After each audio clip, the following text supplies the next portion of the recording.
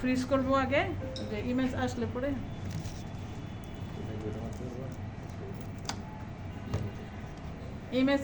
পরে সেটাকে কি করলাম, ফ্রিজ করলাম, তাই না? ফ্রিজ করার পর এখন আমি এটাতে লিখবো, ধরেন আমি কিছু একটা লিখলাম, হ্যাঁ, লেখার পরে আমি এখন এটাকে রিপোর্ট করব। আপনি মেজার করতে পারেন। তো রিপোর্ট করার জন্য কোথায় যাব, রিপোর্টে প্লেস করব, বাটনটি, এই যে রিপোর্ট। তো রিপোর্টে গেলে পরে এই যে আপনার একটা ফরম্যাট আসবে। তো এইখানে আমি ওই আগের যে অ্যানিম্যাল আইডির ফর্ম যেটা আছে, পেশেন্ট ডাটা যেটা আছে, সেটা কিন্তু ফিল আপ করিনি, যেখানে এটা এমটি দেখাচ্ছে। তো যাই হোক, আমরা দিই নাই, শুধু শিবাসু লেখা আছে। তো আমরা এখন রিপোর্ট মেন, মনে রাখতে হবে এটা কিন্তু ভুলে যাবেন, লিখে রাখেন, report main, report, edit report. রিপোর্টে ক্লিক করার পরে এডিট রিপোর্টে যেতে হবে। তো এডিট রিপোর্টে ক্লিক করতে হবে, এই যে এডিট রিপোর্ট। এখানে গেলে পরে দেখেন এই যে ডেসক্রিপশন আছে, নিচে ওরা দেখছেন না আপনি? তো ডেসক্রিপশন আছে, কমেন্টস আছে এবং ফাইনাল স্টেটমেন্ট, ঠিক আছে? তাহলে ডেসক্রিপশন হচ্ছে আপনি এতক্ষণ যত কিছু করছেন সব লিখবেন। মানে ডাক্তার যখন আপনার আলট্রাসোনোগ্রাফি রিপোর্ট দেয়, তখন প্রথমে একটা ডিটেলস বর্ণনা থাকে, যেমন লিভার, তো লিভারের right lobe, left lobe, right লোবে এই আছে ওই আছে, এটার মেজারমেন্টে। তো ঠিক তেমনি যেমন আপনি বলেন যে ইউটেরাস হচ্ছে, ইউটেরাসের বডি দেখছেন, হর্ন দেখছেন, ওভারি দেখছেন, ওভারিতে সিস্ট আছে, হর্ন নর্মাল, হ্যাঁ, বডিতে হয়তো টিউমার আছে, এরকম লেখা থাকবে। তারপরে হচ্ছে এটার এত সাইজ, থিকনেস এত, এটার ডায়ামিটার এত, ডিটেলস ইনফরমেশন এখানে থাকবে। যা যা করা হয়েছে সব থাকবে ডেসক্রিপশনে। তারপরে হচ্ছে আপনার কি বলে, কমেন্টস। তো সরি, এটা হচ্ছে না কেন, হ্যাঁ, তারপর হচ্ছে আপনার কমেন্টস। তো কমেন্টসে আপনি আসবেন, কমেন্টসে কি লিখবেন, আপনি লিখেন যে কমেন্টসে কি পাইলেন আপনি, যে আমি এতক্ষণ এই পাইছি।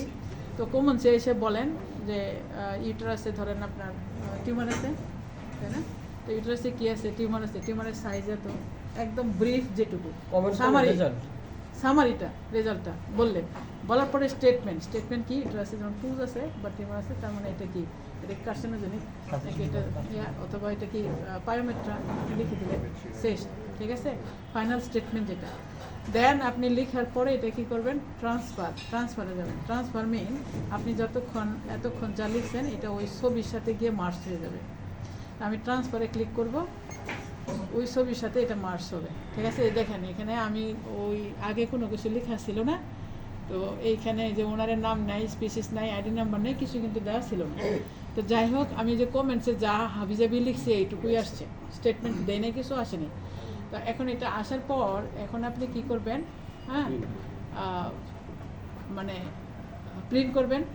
যদি প্রিন্ট করেন তো প্রিন্টে ক্লিক করবেন, প্রিন্টার থাকতে হবে।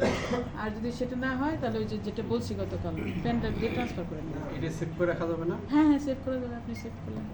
এই সেভটা আবার এখানে স্টোরেজ কোন জায়গা থেকে দিতে হবে? Archive menu. হ্যাঁ, এটা আর্কাইভে যাবেন। আপনি যদি এডিট করতে চান, এডিটে ক্লিক করে ওখানে আপনি চেঞ্জ করতে পারবেন, ঠিক আছে? চেঞ্জ করতে পারবেন। আর এখন আমরা এইখান থেকে যদি বের হতে চাই তাহলে কি করব, বের হতে চাইলে মনে রাখতে হবে, এটা কিন্তু মনে থাকবে না, আমি আবারও বলছি। তাহলে রিপোর্টে ক্লিক করার পরে, লেখার পরে এডিট ট্রান্সফার, প্রথমে রিপোর্টে ক্লিক করার পরে এডিট রিপোর্ট, দেন আপনি রিপোর্ট লেখার পরে ট্রান্সফার, দেন ট্রান্সফারের পরে যেটা করতে হবে, এখান থেকে বের হয়ে আসতে হবে। যদি আপনি প্রিন্ট না দেন অথবা প্রিন্ট দিলেন, যাই করেন না কেন, বের হয়ে আসতে হবে। বেরিয়ে আসতে গেলে ইমেজে ক্লিক করবেন, ইমেজে ক্লিক করলে আপনার এই যে এখানে আবার আসছে এডিট রিপোর্ট আর এক্সিট, তখন এক্সিটে যাবেন। এক্সিটে গেলে বের হয়ে আসবে, ঠিক আছে? শেষ। এখন কথা হলো যে আমি যে কাজ করছিলাম সেটা কিভাবে বের করতে পারবো, তাই না? আমি এখন আগেরগুলো বের করতে চাই। তো বের করতে হলে সেভ করছি, হ্যাঁ। এখন আপনি যদি আগের ডাটাতে যেতে চান বা ইমেজে যেতে চান, তাহলে যে আর্কাইভে যাবেন, আর্কাইভ, ঠিক আছে? আর্কাইভে গিয়ে এখন আইডি নাম্বার দিতে হবে, আইডি নাম্বার দিবেন, অথবা মোবাইল নাম্বার থাকলে সেটা যাই দেন না কেন, এখন দিয়ে তারপরে আপনি সার্চে যায় সার্চ মেথড দিলেন, সার্চ মেথড। এখানে যে টুডে অল সব দেখাচ্ছে, হ্যাঁ, লেটেস্ট 3 days, এখানে আপনার শর্ট করে দেখাবে আপনি কোনটা চান। ধরুন আমি সুদ সব দিলাম, সব আসছে, এতদিন যা করা আছে এখানে সব আসছে, আমি এখন যে কোনো একটা চাই, যেমন টম 002 এইটা আমি চাই, হ্যাঁ এটা দরকার, আমি এটা সিলেক্ট করলাম, সিলেক্ট করার পর ওই যে চলে আসছে, দেখছেন? তো এখন এইটাকে আপনি এটার উপর কাজ করতে পারেন। তো আপনি কী করতে চান, এটা কি আবার প্রিন্ট করবেন নাকি এটা ওনারের লাগবে নাকি আপনার লাগবে, এটা আপনি প্রিন্ট দেবেন অথবা ট্রান্সফার করবেন পেন ড্রাইভ দিয়ে আপনি। এটাতে এডিট করা, হ্যাঁ এডিট করতে পারবেন। এডিট মানে কি আপনি ইমেজের এডিট করতে পারবেন, আপনার লেখাটাকে এডিট করতে পারবেন, ঠিক আছে? পেন ড্রাইভে নিব কি হবে?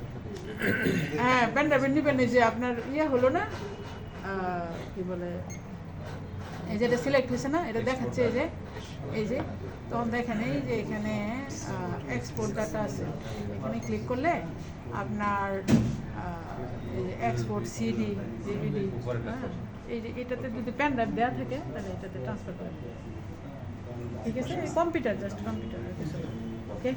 তাহলে এখানে মেইন জিনিস হচ্ছে আপনার যেমন ইমেজের কোয়ালিটি কীভাবে আপনি ইমপ্রুভ করবেন, এটা হচ্ছে আপনার কাজ করতে হবে, ঠিক আছে? তো কাজ করে সব অর্গানে একরকম দেখা যাবে না। তো ধরেন যে আপনি গেইন একটা সেট করে রাখছেন, গেইন আপনার চেঞ্জ করতে পারেন, অর্গান টু অর্গান ভেরি করবে। তো গেইন কমায় বাড়ায় আপনি দেখবেন, ঠিক আছে, যে কোনটা দিলে কেমন দেখা যায়, পাইলটিং করতে হবে। তো আপনি ওটা মনে রাখবেন যে হ্যাঁ এত গেইন দিলে লিভার এত সুন্দর দেখা যায়, বা এত গেইনে কিডনি দেখা যায় এরকম ভালো, হ্যাঁ ওভারই দেখা যায়। তো ওটা একটু মনে রাখতে হবে, আর কিছু না, করতে করতে অভ্যাস হয়ে যাবে। আর একটা বিশাল বড় একটা রেঞ্জ আছে, ওই রেঞ্জের মধ্যে ফাললেই হয়ে যায়, ঠিক আছে? তাহলে আমরা এখন প্র্যাকটিক্যালি দেখি যে কিভাবে